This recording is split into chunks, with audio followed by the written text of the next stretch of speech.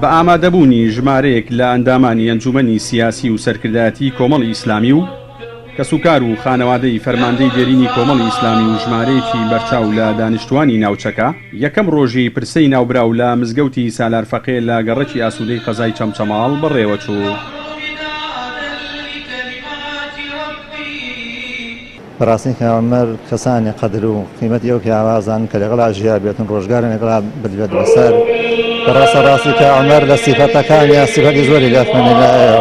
لە خۆڕاگری سەبری لەکەم تەماحی لە خۆی بردووی لە لێبوردووی ژیانی خۆی لە هەموو سیفەتەکان ژیانی بەڕاستی خۆی یەکلای کردەوە بۆ ئیسلامە هەموو هەمێکی ئەم ئیسلامە بوو. ئەتوانین بڵین کەڵە پیاوێکی جوامێر و مەرد فەرماندەیەکی ڕازگۆ ئینسانێکی سەبور ئەو سیفەتانی کە خوای گەورە لە زۆری سیفەتەکانی قورئانە لە ئینسانی مسلمانە باسێکە بەڕاستی لەو پیاوەیە بوو لایەنی سەبری لایەنی ئارامی لایەنی ئازایەتی لایەنی خۆڕاگری لایەنی دۆستایەتی لایەنی شەخسیاتی لایەنی حورمەت و ڕێزی لەوەتی من کە عومەر ناسم تقریبا نزیکەوە 20 ساڵە ئەو پیاوە بوو ئەوەندەی کە براگەورەی ئێمە بوو بەڕاستی هیچ کاتێ فەرق و جیاوازی نەکردووە لە بین پێشمەرگەکانە و هەموو کاتێک ئەو پیاوە حەقی خۆی بڵین پێشێل کردووە بەڵک بگرە زوڵمی لە نەفسی خۆی کردووە بۆی حەقی براکانی بە شێوەیەکی دادپەروانە دابین بکات و بنەو فترەشی بۆ نەخۆشەکەی کە لە دەرەوەم لەگەڵیا لە هەندستان بە حەقەت ئەو پیاوە بەرامبەر بەو هەموو ئازاری کە پێوەی بۆ زۆر خۆڕاگر بوو و زۆر بە سەبر بوو. بەشێکی دیکەش لە فەرماندە دێرینەکانی کۆمەڵی ئیسلامی کە ئامادەی پرسەی عومەر عەلی بوون باس لە سیفەتە جوانەکانی ناوبراو دەکەن و دەشڵێن فەرماندە دێرینەکەی کۆمەڵ تەنها مڵکی کۆمەڵی ئیسلامی نەبووە بەڵکو مڵکی هەموو خەڵکی هەرێمی کوردستان بووە. تەنها ئەوەندە ئەڵێم پیاوێکی هەتاوڵی بەدین و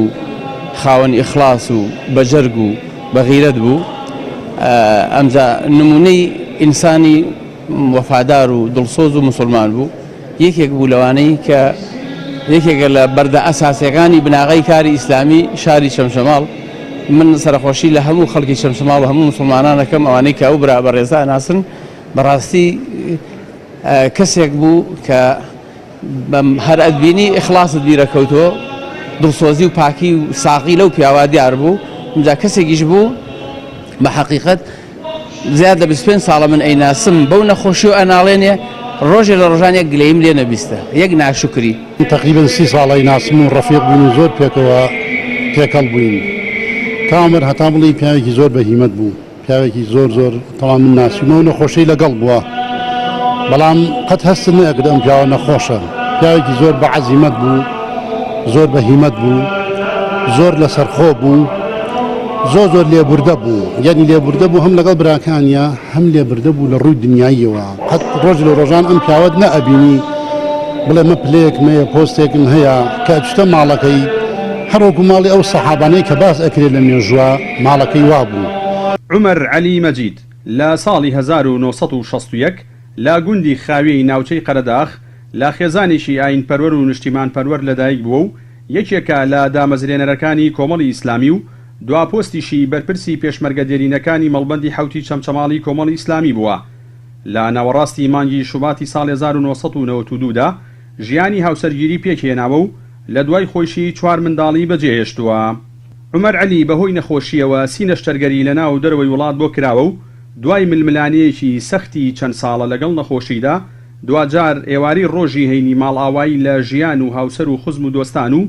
هاوسەنگەرانی کرد و گەڕایەوە بارەگای خوای میهرەبان. جەلال جەباری کەناڵی ئاسمانی پەیام چەمچەماڵ.